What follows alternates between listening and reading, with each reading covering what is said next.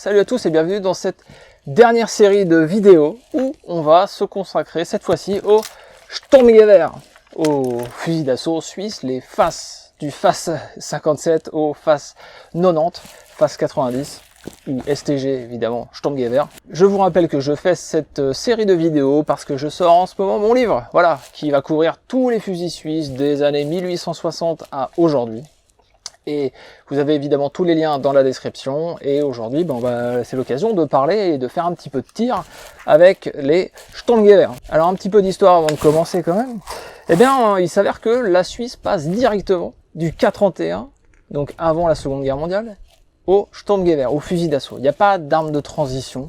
Elle a des pistolets mitrailleurs évidemment, mais il n'y a pas de fusil semi-automatique. Il y a eu des choses dont on a vu dans la précédente vidéo.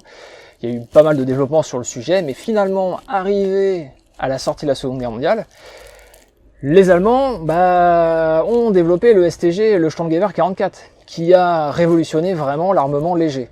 Ça a été suivi très rapidement par les Russes avec celle qu'on ne présente plus, l'automate Kalachnikov 1947, mais dans les armées de l'Ouest, eh bien, les développements vont se succéder et finalement l'armement de petit calibre, eh bien, va surtout se caler sur une cartouche de 308.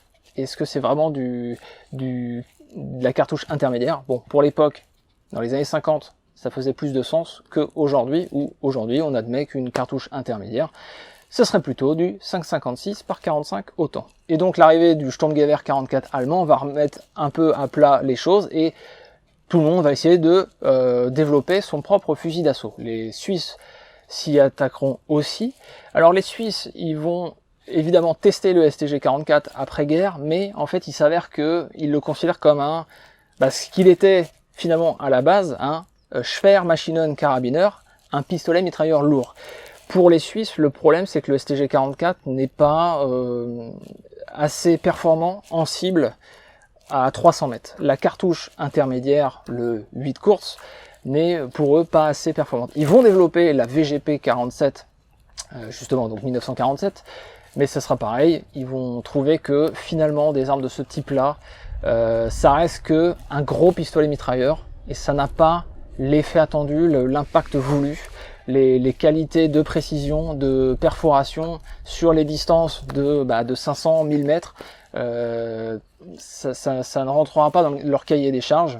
Et donc finalement, il y aura Berne, la Waffenfabrik de Berne d'un côté, SIG de l'autre, qui vont proposer leurs différents modèles.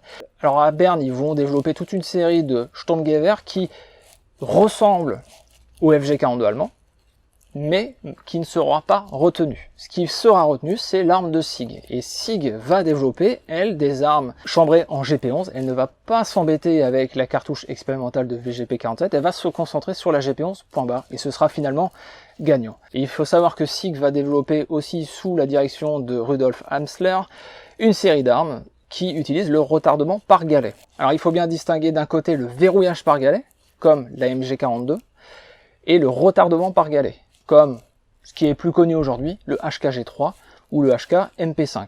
Eh bien SIG va aussi se faire une spécialité du retardement par galet avec la série des Sturmgewehr 57. Je ne vais pas reparler de la technique, de comment fonctionne le retardement par galet, on en a déjà beaucoup parlé avec Arnaud dans ce podcast. Je sais c'est en français, mais bon, au moins là vous avez un expert en armement qui vous parle de ce que c'est et comment ça fonctionne. On a abordé toute l'histoire que ça a été découvert par accident par les Allemands durant la Seconde Guerre mondiale. Ça a été redéveloppé, il y a eu le STG-45 allemand. Après-guerre, évidemment, les ingénieurs allemands sont partis en France à Mulhouse, ils ont développé encore un système d'armes en retardement par galet, mais en 30M1 surtout, la cartouche pour l'USM1. Ils sont partis ensuite en Espagne, ils ont développé le 7 mai, ils sont retournés plus tard, à la fin des années 50, chez HK, pour faire sous licence finalement le 7 mai espagnol, version allemande, et ce qui donnera naissance au HKG3, qu'on ne présente plus tellement il y a des versions, en version 5.56, en version 308, le MP5 c'est finalement un G3 en version 9 para. Bref, les Suisses quant à eux, Et ben ça va être assez amusant, mais ils vont récupérer les plans de la MG45. Voilà. Ils vont tout à la fin de la guerre, les Allemands ont tenté de développer une mitrailleuse basée sur la MG42, mais en version retardement par galet. Alors que la MG42 étant verrouillage par galet. Ils vont récupérer ces plans-là et ils vont développer une série d'armes que voici. Alors là, ce que j'ai en main, c'est pas vraiment un Sturmgewehr 57, ça reprend la base. On a exactement les mêmes types de manipulation et l'arme fonctionne aussi par retardement par galet, mais elle tire du 308. Et ça, en fait, c'est une arme pour le marché civil. Alors, surtout américain à la base, mais ça a été, voilà, je suis en France, j'en ai un, ça a été surtout pour les tireurs civils, puisqu'ils ne tirent que en semi-auto. J'ai, hop, le petit sélecteur, il est que, voilà, sécurité, semi. Je fais un petit peu un bond dans le temps, mais les Chiliens vont avoir le SG510-4 qui sera assez similaire. Parce qu'il y a des garnitures bois, il y a un manchon pareil. Par contre, eux, ils ont le canon et ils ont le tir à la grenade. Les AMT ont un filetage au bout. Les cache-flammes étaient faits selon les marchands qui exportaient les AMT à l'étranger, pouvaient proposer ça. J'en ai vu certains avec des silencieux. La hausse est aussi caractéristique parce qu'elle ne ressemble pas du tout à la hausse du Sturmgewehr suisse. Donc on va se retrouver à la fin de l'année 1956 avec d'un côté un simili de FG42 développé par Bern et de l'autre le SIG SG510 en fait. Alors avant il est nommé AM55. Commercialement, il sera nommé SG510 dans différentes versions.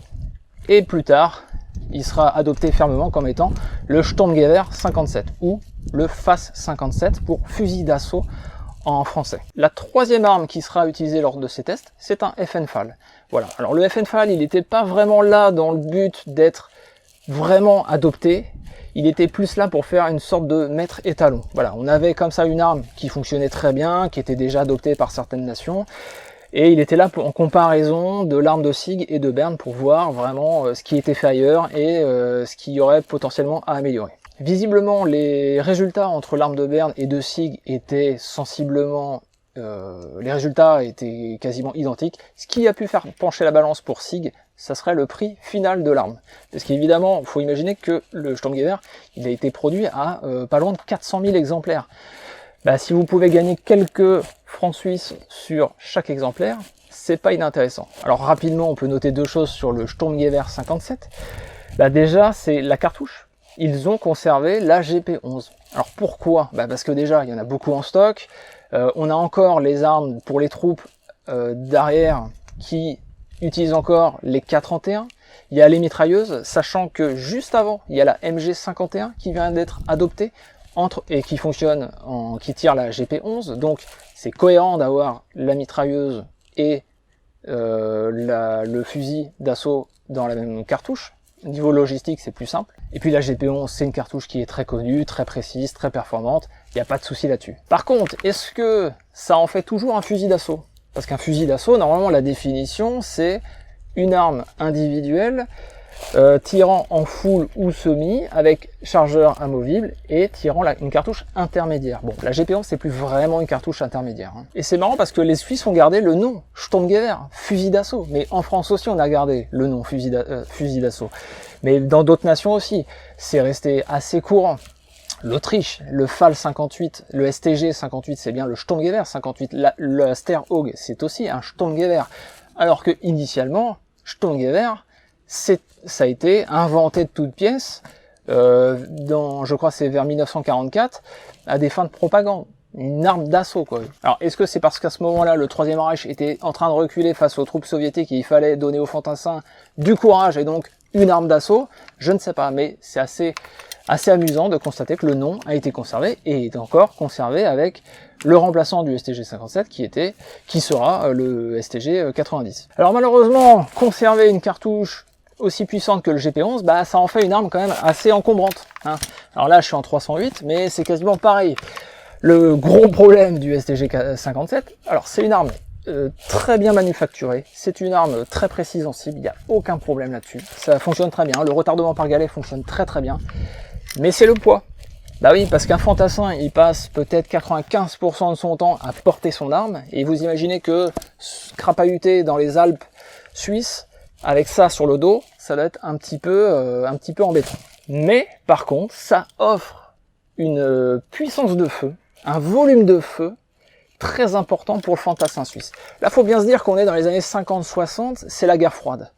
La Suisse a, durant la Seconde Guerre mondiale, tout misé sur la défense et va encore miser de toute façon sur la défense. C'est une armée principalement de défense qui a construit énormément de bunkers un peu partout. Et donc, finalement, elle offre à ses fantassins quasiment un fusil mitrailleur pour tout le monde, quoi. Donc ça veut dire que pour du tir embusqué, on peut imaginer, on peut avoir une troupe entière de fantassins suisses qui vont délivrer une puissance de feu, en plus avec des armes très précises, qui vont pouvoir faire du full auto, qui vont pouvoir faire du tir semi-auto, du tir un peu plus précis, etc., sur des distances très longues, parce que la GP11, elle a cette capacité-là, de pouvoir tirer sur de très longues distances. Donc c'est finalement pas si mal dans la doctrine défensive de la Suisse à cette époque-là. Mais par contre, oui, ça en fait une arme très, très encombrante et très lourde. Allez, on va tirer avec l'AMT. Alors, l'insertion du chargeur se fait avec la tête vers l'avant et on vient clipper comme ça, c'est très simple. On a un bouton poussoir. Allez, pour faire simple, on va dire style AK. Moi, il y a un autre truc que j'adore sur le Sturmgewehr 57, c'est le levier d'armement qui est exactement pareil que le K11. Ça reprend exactement la même chose. On va armer. Il faut bien relâcher. C'est très important. Pourquoi? C'est important parce que il y a un système de double épaulement dans la chambre. Tout est développé, j'ai développé la chose beaucoup plus dans mon livre évidemment, mais c'est très important de relâcher entièrement. C'est exactement la même raison pour laquelle le HKG3, vous avez le HK Slap. Tout est détaillé encore une fois dans mon livre là-dessus. Petite chose aussi intéressante, il y a le petit un petit piton qui ressort là, ça veut dire que j'ai une cartouche chambrée. Voilà, un indicateur de chambre. Alors il y a un autre truc que j'aime bien aussi, c'est la détente hiver. Très très intéressant la détente hiver. Ça, ça rend le tir beaucoup plus léger. Parce que la détente de base, elle est pas terrible. Allez, on va tirer.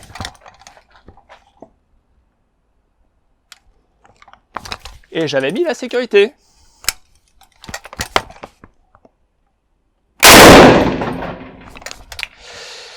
La détente hiver, elle est beaucoup plus légère. Alors la détente hiver, elle sert pour, si vous avez l'hiver des gants, vous ne pouvez pas passer votre main dans le pontet, et vous avez ça, vous prenez là avec 2 doigts, et vous tirez. Et je peux vous assurer que le poids de départ est vachement bon. Ça permet aussi, dans certaines configurations, pour le tir à la grenade. Allez, on va enchaîner un petit peu les tirs, on va se faire plaisir.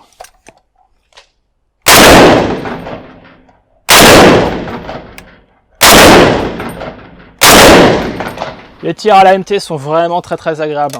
Alors il paraît que quand ils ont fait les tests entre le K31 et le Sturmgewehr 57, le fait qu'il y ait un cache-flamme, le fait qu'il y ait un, le retardement par galet, etc., ça amortissait le recul de 30%.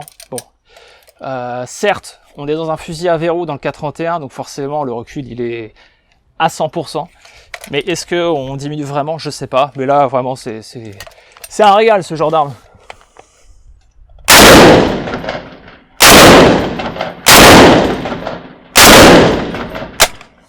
Voilà, pas d'arrêteur de culasse, mais c'est pas très intéressant, pas très important sur ce type d'arme.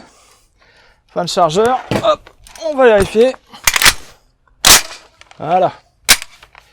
Ah, c'est vraiment un régal, vraiment une super belle arme. L'AMT, vraiment, bon, si vous avez l'occasion de vous en procurer un, n'hésitez pas.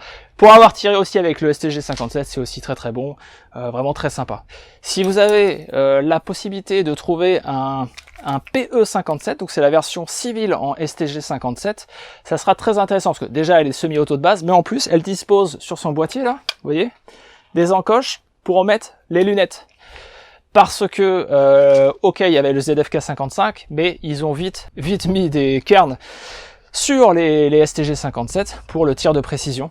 Mais il n'y a que quelques Sturmgewehr 57 qui sont équipés de ces encoches-là sur le boîtier, sauf les versions civiles qui ont de base ces encoches-là. Et comme vous voyez, mon AMT a aussi les encoches.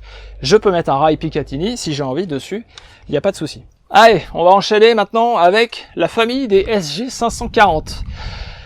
Donc, qu'est-ce qui va se passer? Dans les années 70, l'armée américaine va adopter le M16. Le M16 est chambré en 223 Remington, ou nommé 5,56 par 45. Bref, on va passer du 308 au 5,56, qui va permettre des performances acceptables pour les militaires. Donc on va encore, ça va être encore la recherche de la réduction du calibre. Les Suisses vont évidemment suivre le mouvement. SIG va suivre le mouvement et développer toute une série d'armes dans différents calibres. D'ailleurs, il y aura du 7,62 par 39 parce que là, il y aura des essais pour l'armée finlandaise. Tout est dans mon livre, évidemment. Donc, chacun va essayer de développer ses cartouches intermédiaires.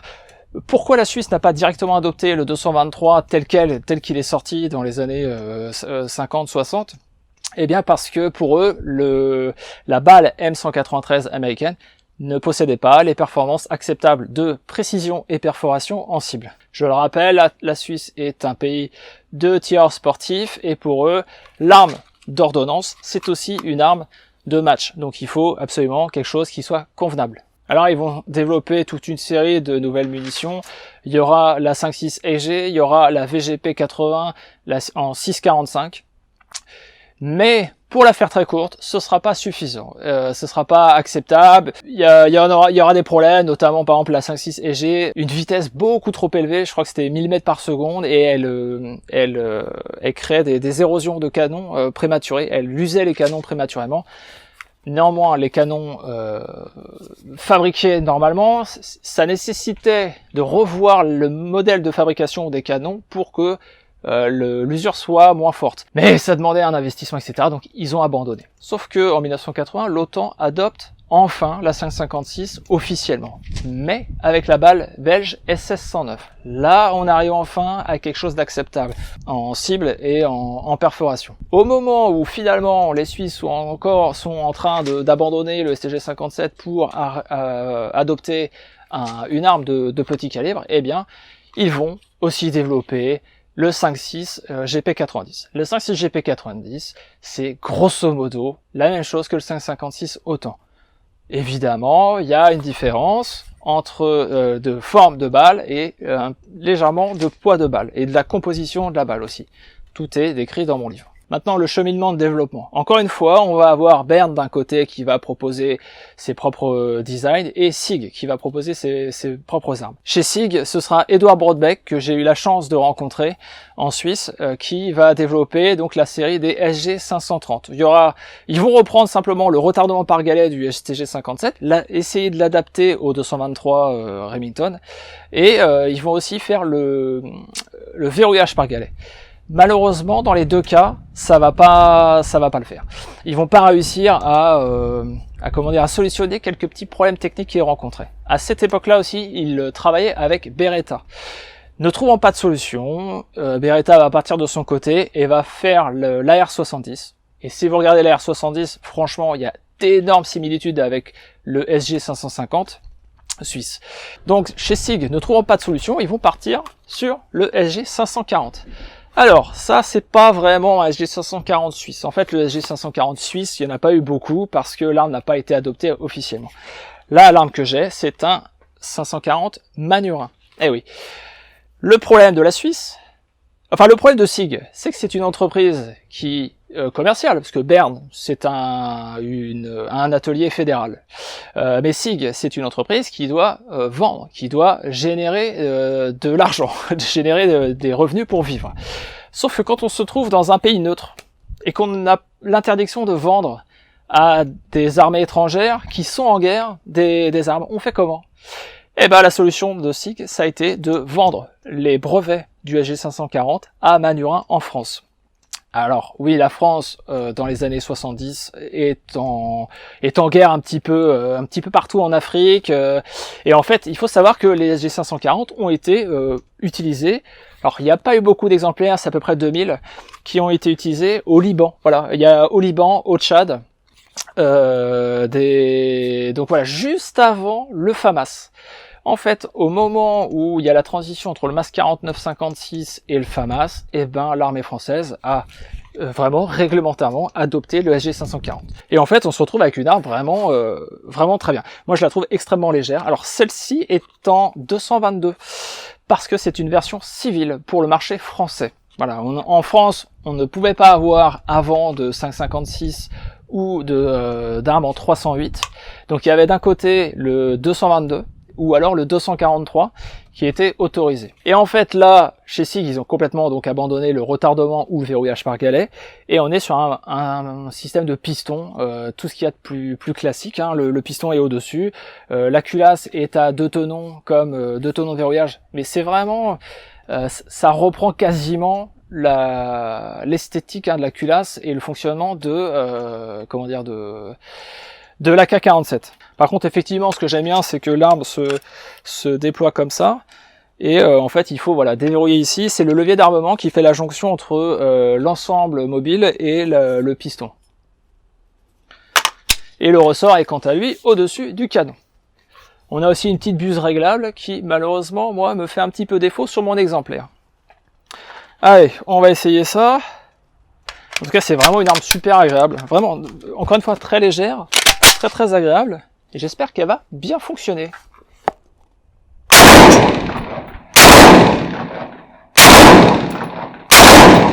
La détente est bonne, hein, vraiment. Alors vous avez remarqué qu'il n'y a pas de cache-flamme, c'est parce que c'est une version civile.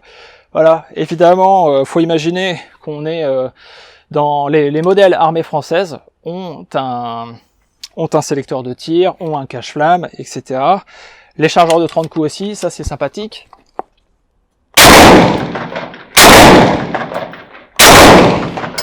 On a une hausse tambour qui commence à 150 mètres, qu'on tourne pour arriver jusqu'à 300 mètres. Un guidon assez facile, assez standard.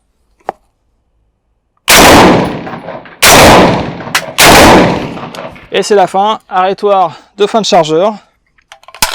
Hop. Alors vous voyez, le sélecteur il est que de côté gauche, ce qui n'est pas pratique si vous êtes gaucher, tireur gaucher, mais j'aime beaucoup le design.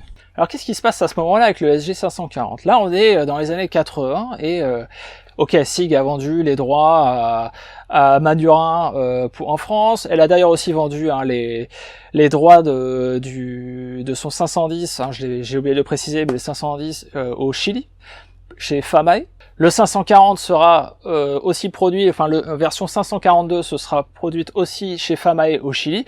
C'est toujours l'arme réglementaire là-bas, mais du côté de la Suisse toujours rien. Mais je vous ai parlé de la fameuse balle belge SS109 qui améliore donc les performances de la 556. Donc les Suisses vont partir sur exactement la même cartouche, la 5.6, 5.6, 5.56, c'est juste un arrondi, et elle est nommée aussi GP90. Donc GP90, 1990, hein, ne pas confondre avec la GP90 de 1890. Et enfin, ça y est, là, dans les mentalités, ils sont prêts à basculer vers le petit calibre. Comme je le disais, hein, le STG57, c'est une arme, certes, de très bonne facture, très bonne qualité, mais qui fait son poids et qui tire donc une cartouche assez puissante, peut-être trop puissante pour les besoins réels sur le terrain. Alors on va arriver au moment des tests, où il y aura d'un côté Bern qui va proposer notamment les CE22 et SIG de l'autre côté qui va proposer donc son SG541, et chaque firme va, j'allais dire chaque société, mais bon, Bern n'est pas une entreprise. Donc chaque firme va proposer des armes longues et courtes, parce qu'il faut les équipages de chars notamment, les équipages pour les hélicoptères et compagnie, et dans les deux calibres, donc c'est-à-dire le VGP 80, donc le 6,45 et le 5,6. Au final, c'est bien le fameux Sturmgewehr 90, et oui, là on est vraiment sur un vrai Sturmgewehr qui sera adopté, donc le SG 550. Alors on dit toujours SIG 550, hein, le SIG c'est le nom de la société industrielle suisse, mais c'est normalement la vraie nomenclature, c'est SG 550. Je rappelle qu'on était parti du SG 510, le 520 n'existe pas, il y a eu les 530, 540, là c'est les 550, avec toutes les variantes que vous pouvez imaginer, 551, 2, 3, avec des versions de canon où on peut mettre lance-grenade ou pas, enfin bref, il y en a pour absolument tous les goûts. Et bref, donc c'est le 550 qui sera adopté, donc on est vraiment voilà sur un vrai fusil d'assaut. Alors il semble que c'est comment dire, l'arme de Berne n'était pas assez mature. Voilà, pour en avoir manipulé quelques-unes, c'est vrai que ça inspire pas confiance. C'est très plastique, mais c'est pas plastique qualitatif. Là vraiment, c'est vrai que le 550, tous ceux qui ont tiré avec ne peuvent en dire que du bien. Alors attention, hein, je dis bien, ne peuvent en dire que du bien. Moi, je suis tireur civil. je n'ai pas crapahuté avec ça. Voilà. Faut bien se dire que le SG 550, c'est une arme développée dans les années 80. En fait, le SG 541 qui a été testé, c'est le 550. Hein. C'est celui-là qui donnera naissance au 550. Mais c'est un design des années 80. Le gros défaut, si on peut dire, c'est la longueur du canon, ce qui est très bien pour le tir sportif. Par contre, aujourd'hui, on va admettre qu'on est plutôt sur des 14 pouces. Bon bref, pour en revenir au fusil suisse, si on regarde un petit peu, qu'est-ce qu'on a? On a exactement le même système là de démontage ici, qui vient en deux parties. Cette fois-ci, les commandes, hop, je le referme, sont ambidextres, hein, voilà, hop. Évidemment, ce que je vous présente là, c'est un PE 90, un PE 90. Il ne tire que en semi, c'est une version civile. Ensuite, on a les chargeurs de style AK, hein, qui se mettent, voilà, AK. On a exactement toujours le même fonctionnement, piston au-dessus, le ressort récupérateur est ici, hein, il n'est pas là. La crosse est d'ailleurs parfaitement repliable, un peu neuve celle-là, mais voilà, je peux la replier. Hop, et la tête de culasse, c'est la même, c'est deux tenons de verrouillage. Les chargeurs se mettent de la même manière, tête bêche. Si vous avez manipulé une AK-47, c'est exactement la même chose. Allez, c'est parti, on va se faire plaisir. Hop, levier d'armement. Et c'est parti. J'enlève la sûreté.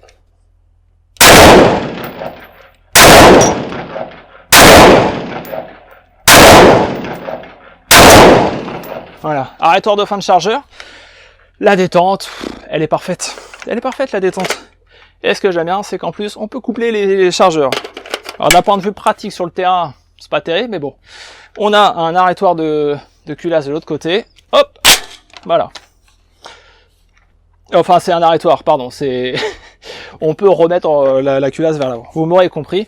À noter que j'ai aussi un rail Picatinny qu'on peut mettre sur le dessus. C'est prévu pour. J'ai un point rouge, histoire de me faire plaisir. Il faut savoir qu'en fait, les SG 550 sont aussi prévus pour mettre la même lunette que les STG 57. Donc finalement, les tireurs de précision de l'armée suisse ont encore une vieille lunette des années 70. Mais bon, ça fonctionne. Et le système se met sur le dessus du boîtier. Ce qui montre un petit peu la vieillesse, je pense, du SG 550, c'est son manque de modularité. On peut acheter quand même aujourd'hui chez SIG des garde-mains, Picatinny, etc. Ça sera assez cher, on va pas se mentir.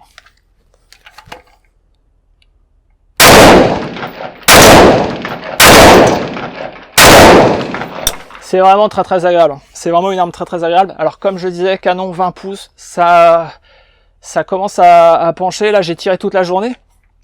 On ressent un peu le poids quand même. Hein. Mais je peux vous dire que c'est un régal. Alors, j'ai oublié de mentionner, mais il y a un bipied. Le bipied est pas forcément là pour, d'un point de vue, comment dire, opérationnel. Le bipied est plus là pour faire du tir sportif. Hein. Parce que le problème du bipied, si vous voulez, c'est ça. Il part un petit peu vers l'avant. Hein. Donc vous êtes sur votre bord de muret, etc. Et avec les tirs, ça part complètement. Donc il n'est pas du tout rigide. Il est bien au stand de tir, mais c'est tout. Et ce qui est bien, c'est que par contre cette fois-ci, il y a un logement qui est pensé, designé dans le garde-main.